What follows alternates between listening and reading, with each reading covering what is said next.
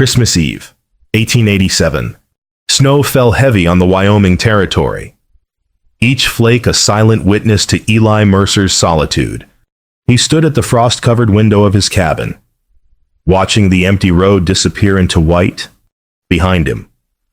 His 6-year-old daughter Hannah arranged pine cones on the rough-hewn table, humming a carol her mother used to sing. 2 years. 2 years since fever had taken Sarah, leaving him with a child to raise and a heart too wounded to feel. Eli had poured his grief into work, his love into Hannah alone. The rest of the world could stay beyond his fence line.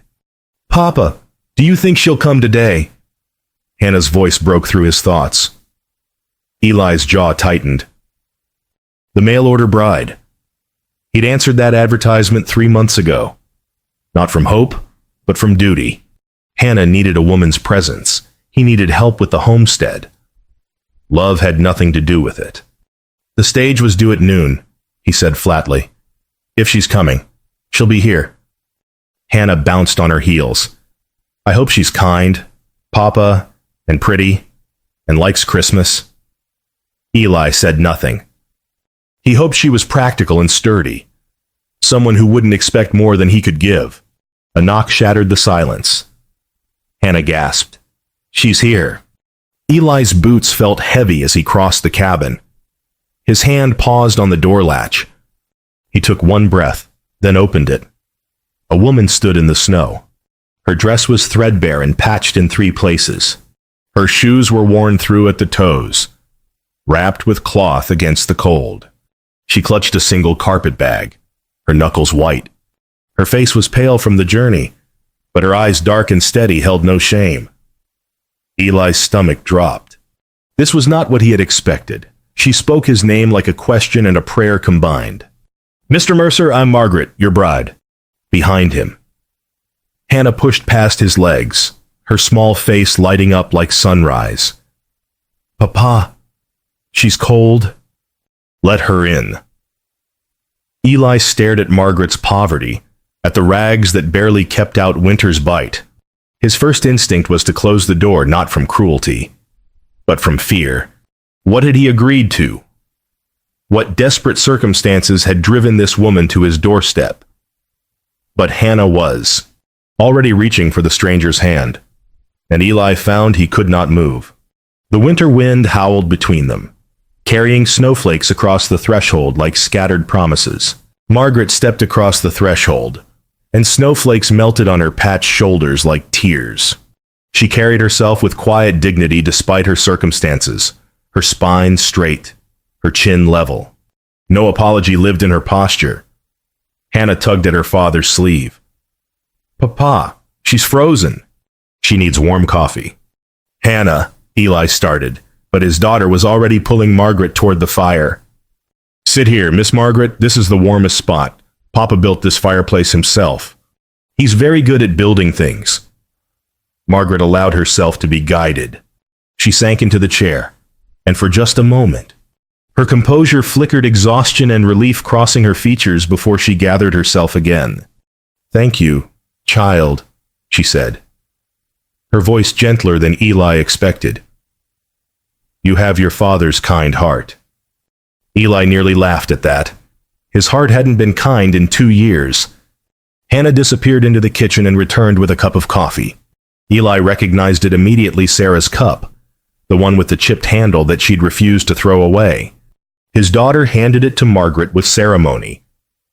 "This was Mama's favorite cup," Hannah explained. "She said it had character." Margaret's hands shook slightly as she accepted it. "Then I'm honored to use it." She drank, and color began returning to her cheeks. Eli watched from the doorway, arms crossed, saying nothing. He should ask about her circumstances. He should inquire about her journey. Instead, he studied her, the careful patches on her dress, each stitch precise despite the rough fabric. The way she held the cup with both hands, savoring the warmth. The steadiness in her eyes when she looked up and found him watching. "Mr. Mercer," she said quietly, "I know this isn't what you expected." "No," he agreed. "It isn't." She didn't flinch. I can explain my circumstances if you'll allow. Later. His voice came out harsher than intended. Hannah, show Miss Margaret to the spare room. She'll need rest after her journey. Hannah beamed. Come on. Miss Margaret, I helped Papa clean it special for you. As they disappeared down the hall, Eli turned to the window. The snow was falling harder now, covering any tracks. If he was going to send her back, he'd need to decide soon, before the roads became impassable. From the spare room, he heard Hannah's chatter and Margaret's patient responses. Then something unexpected, his daughter's laughter. Bright and genuine. A sound he hadn't heard in months. Eli's hands clenched at his sides. One night, he told himself, he'd give her shelter through Christmas. Then he'd decide. But even as he made the bargain, he knew something had already shifted. Hannah's laughter echoed through the cabin like a ghost returning to life. Evening settled over the cabin like a wool blanket, heavy and insulating. Outside, the wind had died to whispers. Inside, the fire crackled its steady rhythm while Hannah sat at the table, showing Margaret her collection of bird feathers. This one's from a bluebird, Hannah explained. Papa found it by the creek. And this one, Eli retreated to the kitchen, ostensibly to prepare supper, but really to create distance. He could hear them clearly. Margaret's voice warm with interest, Hannah's bright with excitement. Miss Margaret, can you help me hang my stocking? Mama always helped me. Of course, little one. Show me where. Eli paused his work, listening. He heard the scrape of a chair, Hannah's directing, Margaret's gentle compliance. When he finally allowed himself to look, he saw them at the fireplace, Hannah on tiptoe, Margaret steadying her as she hung a small knitted stocking from a nail. There, Margaret said. Perfect. Hannah stepped back to admire it, then looked up at Margaret with the devastating honesty of children. Miss Margaret, can I tell you something? Anything. Little one, Papa doesn't smile anymore. Hannah's voice dropped to a whisper. Not since Mama went to heaven. He used to smile all the time. Now he just works and worries. Eli's chest tightened. He should interrupt, should spare Margaret this confession. But his feet wouldn't move. Margaret knelt to Hannah's height, taking the child's small hands in her own. Grief is love with nowhere to go. Little one, your Papa's heart is full of love for you. Sometimes when we lose someone precious, we forget how to show it, but it's there. I can see it in everything he does. Hannah considered this. Do you think he'll remember how to smile again? I think, Margaret said softly, that little girls who ask brave questions often help their papas remember important things. Eli turned away, unable to watch anymore. He finished supper preparations with mechanical efficiency, his mind churning. When he called them to eat, he kept his eyes on his plate, speaking only when necessary. After supper, Margaret insisted on washing dishes. Eli didn't argue. He took Hannah to bed, listened to her prayers, kissed her forehead. When he returned to the main room, he found Margaret had not only cleaned the dishes, but mended Hannah's torn stocking, the one his daughter had snagged that morning. She looked up from her needle. I hope you don't mind.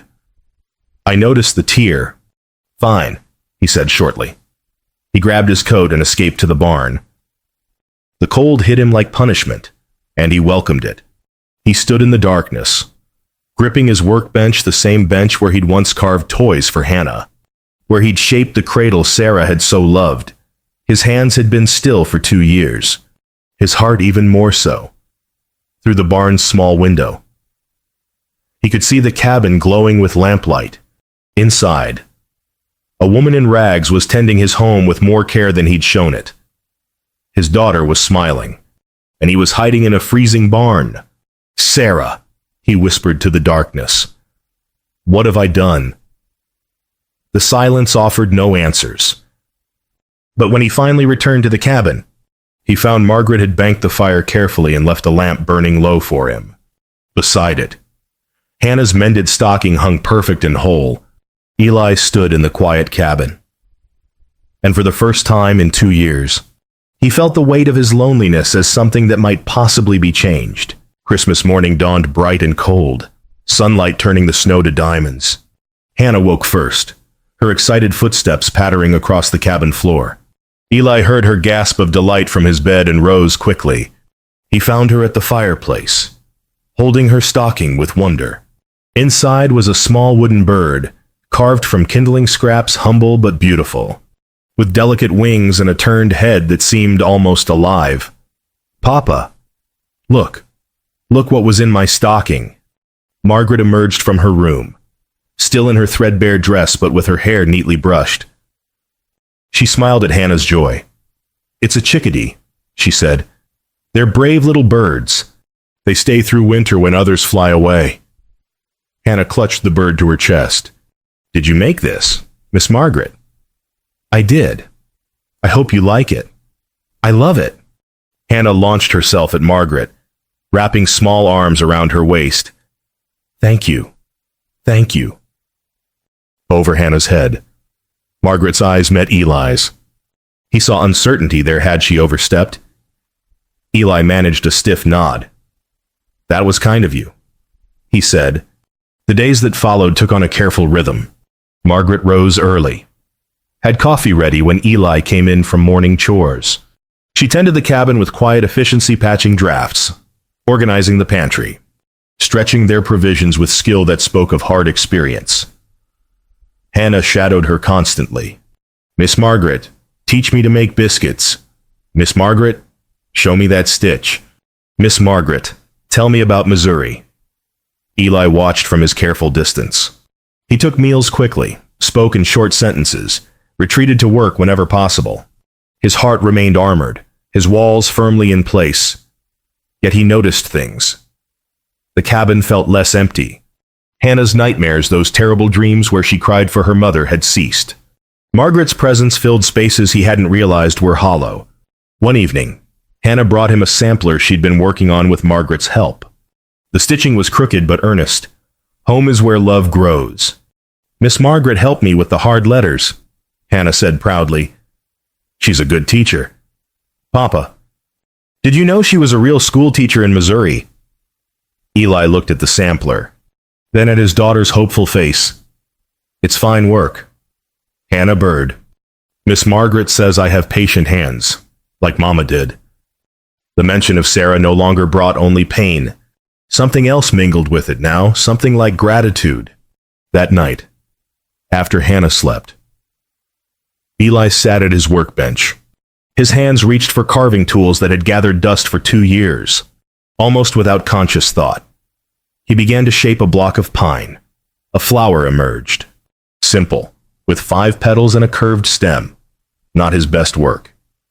His hands were out of practice. But it was something. He told himself it was for Hannah. But when he finished, he set it aside carefully, wondering if Margaret would find it beautiful despite its roughness. The second week of January brought bitter cold and clear skies. Eli rode to the north pasture to check on the cattle, leaving Margaret and Hannah to their domestic rhythm. When he returned at dusk, he found them at the table. Heads bent over Hannah's primer. "Sound it out, little one." Margaret encouraged. "You know this word." Free." Hannah sounded carefully. "Freedom. Excellent. You're reading so well." Eli hung up his coat, watching them. Margaret's patience seemed endless, her praise genuine. Hannah glowed under her attention. After supper, Hannah fell asleep on the rug before the fire, exhausted from the day's lessons. Eli carried her to bed while Margaret cleaned the kitchen. When he returned, he found her mending by the dying fire, her needle moving with practiced grace. He should go to bed. He should maintain his distance. Instead, he poured himself coffee and sat in the chair opposite her. The silence stretched, comfortable yet weighted. Finally, Eli spoke. "You were a school teacher." Margaret's hand stilled briefly. "Yes, in Missouri." "How did you come to answer my advertisement in such He paused, searching for words that weren't cruel. Such poverty. She finished for him, no bitterness in her tone. He nodded. She set down her mending, folding her hands in her lap. When she spoke, her voice was steady. My father was a respected man in our town, a merchant. I was educated, taught school for 3 years. When he died last spring, I discovered he'd left nothing but debts. She paused, and Eli saw the pain cross her features before she composed herself. I sold everything, the house, the furniture, my mother's jewelry, everything to pay what he owed. I kept only my integrity, and the teaching position given to a married woman. A widow without family ties was considered unsuitable. She spoke without self-pity. No family remained to help. No prospects emerged. I saw your advertisement in the St. Louis paper. A widower with a child, seeking a partner for a frontier life. She met his eyes directly. I could have borrowed fine clothes, Mr. Mercer. Could have pretended prosperity to make myself more appealing. But I will not build a life on deception. You deserve to know exactly who stands before you, a woman who lost everything material but refused to lose her honor. Eli sat back, struck silent. She'd chosen honesty over advantage, dignity over desperation. His wife had possessed that same fierce integrity. That took courage, he said finally. More than most men I know. Something softened in her expression. Thank you for saying so.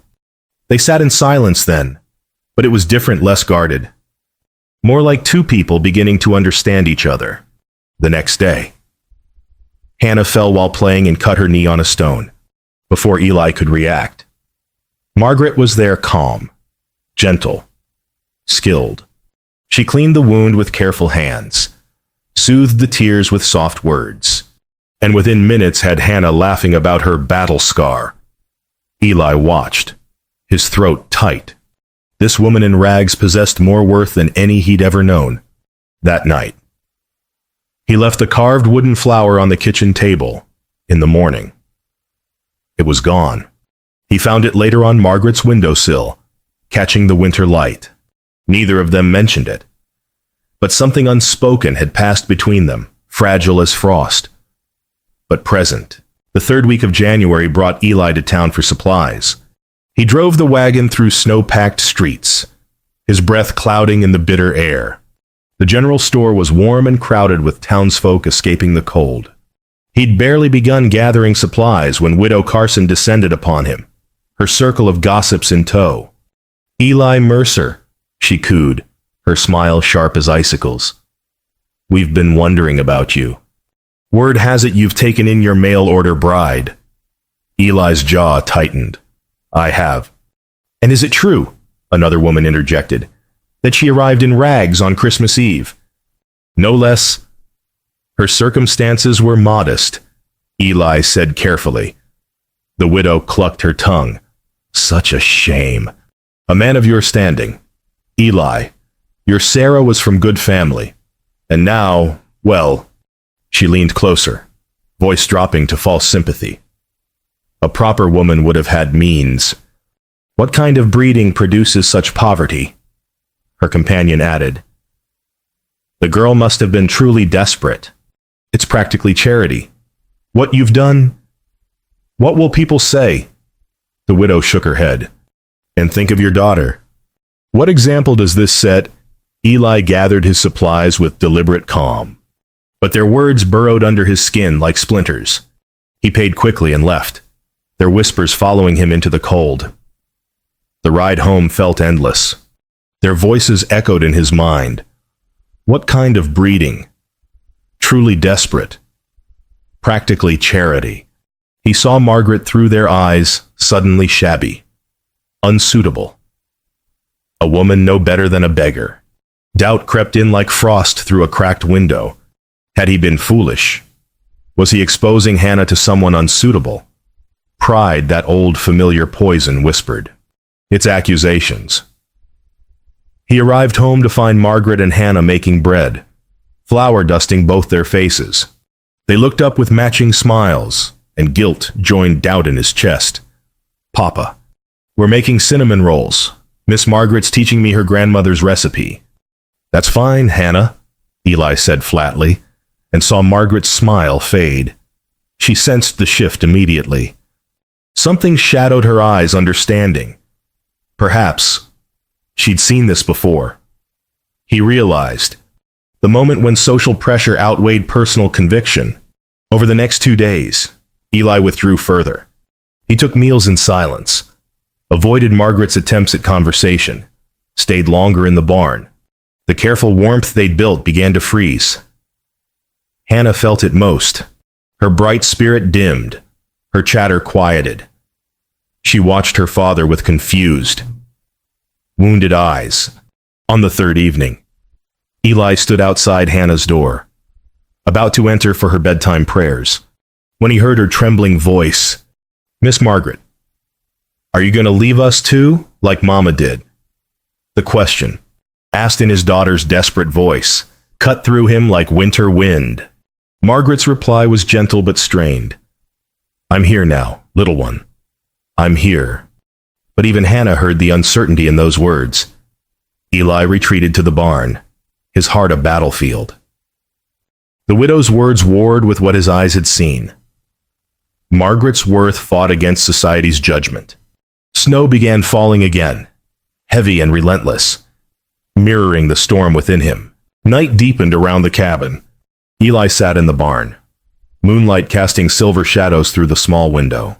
His father's old Bible lay on the workbench, Sarah's ribbon still marking a page from 2 years ago. He opened it with trembling hands. Sarah's handwriting filled the margin beside a verse. Her script neat and familiar. Worth is measured by character, not circumstance. Remember this, my love. His vision blurred. Sarah had written that during their first year of marriage, when he'd worried he wasn't providing enough. She'd always seen deeper than surfaces. His father's voice echoed in memory.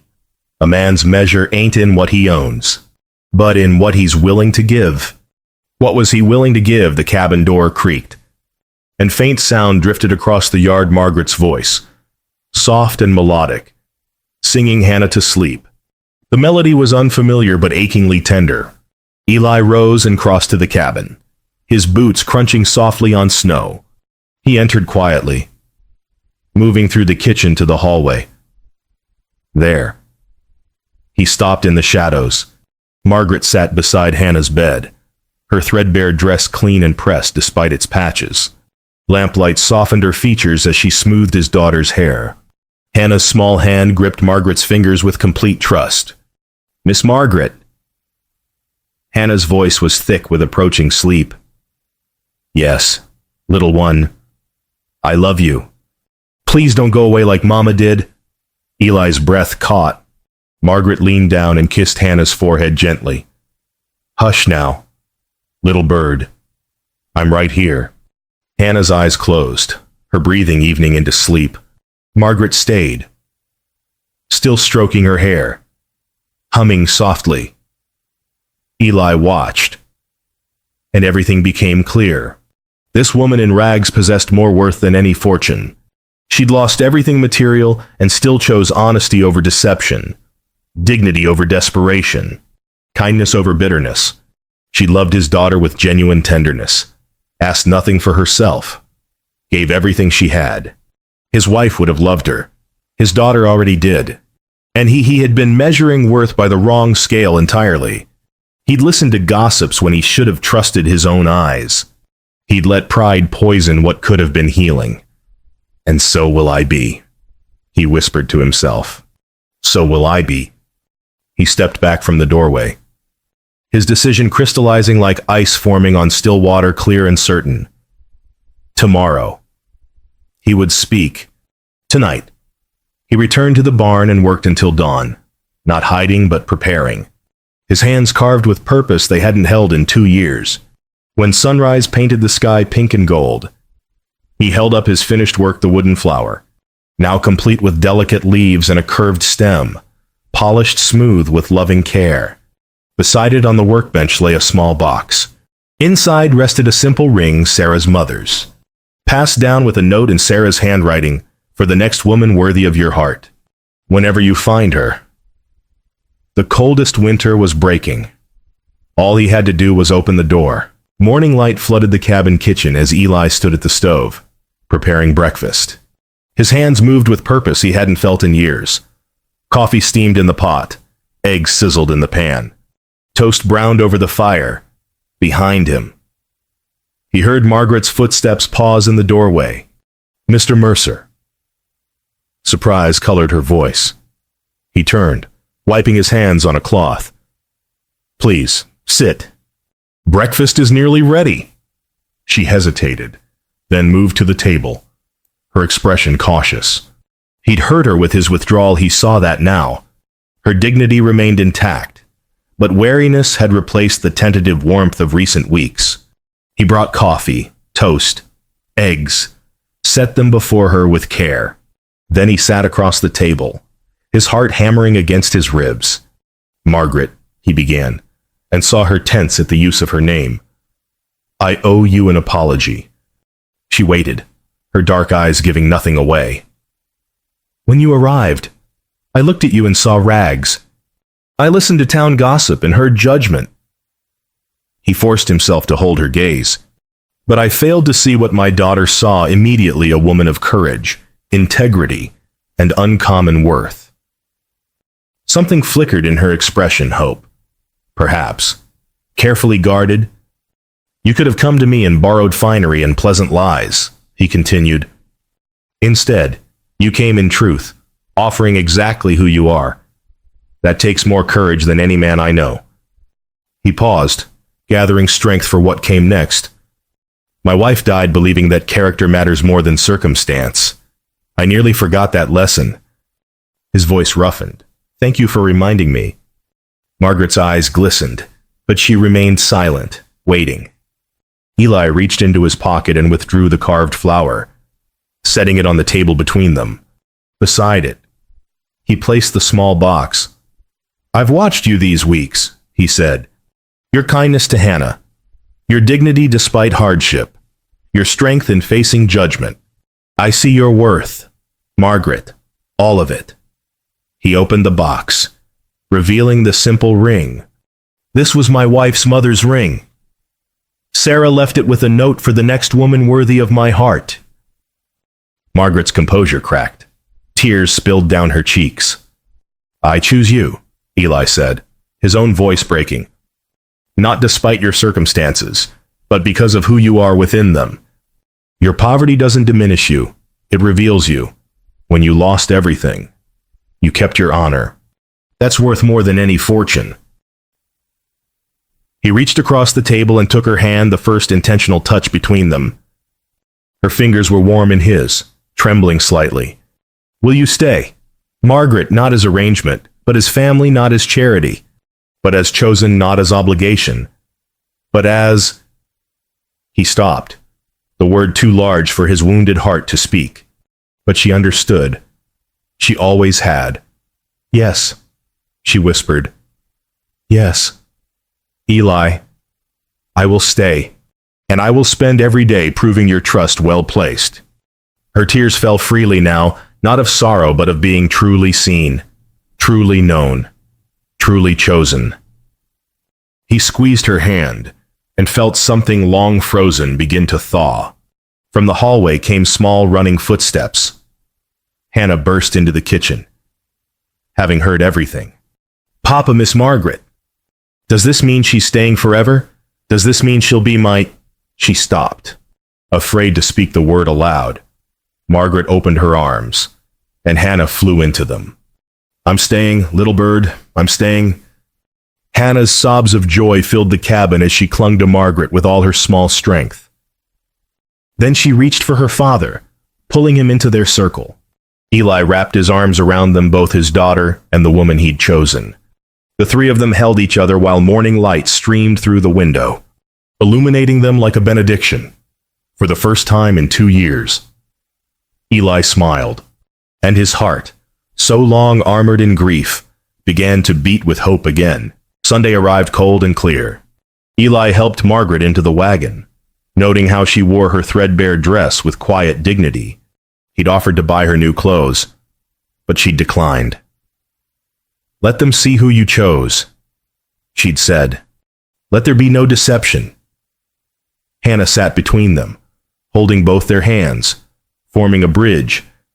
Eli flicked the reins, and the horses moved forward toward town. At church, the congregation turned as they entered. Eli felt the weight of their stares, heard the whispers begin. He squared his shoulders and guided Margaret and Hannah down the aisle to their pew. After the service, Widow Carson approached, her smile fixed and false. "Eli, dear," she cooed, "so good to see you. And this must be Mrs. Carson," Eli interrupted, his voice carrying clearly. "I'd like to properly introduce my intended wife, Margaret." The widow's expression sharpened, ready to deliver some cutting remark. But Eli continued before she could speak. "She came to me with nothing but her character, and I found it worth more than any fortune I've ever known. I reckon that's the truest wealth there is." Silence fell around them. The widow's companions exchanged glances. Eli wasn't finished. And if this town measures worth by cloth rather than character, then this town has some learning yet to do. He offered Margaret his arm. She took it, her head high, her dignity unshakable. For a long moment, no one moved. Then Mr. Thompson, the blacksmith, stepped forward. He removed his hat and bowed slightly to Margaret. "Well said. Mercer, we'd be honored to welcome you to our community. Miss Margaret, anyone with sense can see quality when it stands before them." His wife joined him, taking Margaret's hand warmly. "We'd love to have you for supper sometime. Our door is always open." Others followed the banker's wife, the schoolmaster, the Reverend himself. The tide turned, gossip giving way to grace, judgment yielding to generosity. Even the widow managed a tight smile before retreating. The ride home was peaceful. Hannah chattered about the Reverend's sermon while Margaret and Eli exchanged glances that spoke more than words could convey as they approached the cabin. Eli pulled the wagon to a stop. "What is it, Papa?" Hannah asked. But he was looking at the cabin doorstep, where something had caught his eye. He climbed down and helped Margaret and Hannah to the ground.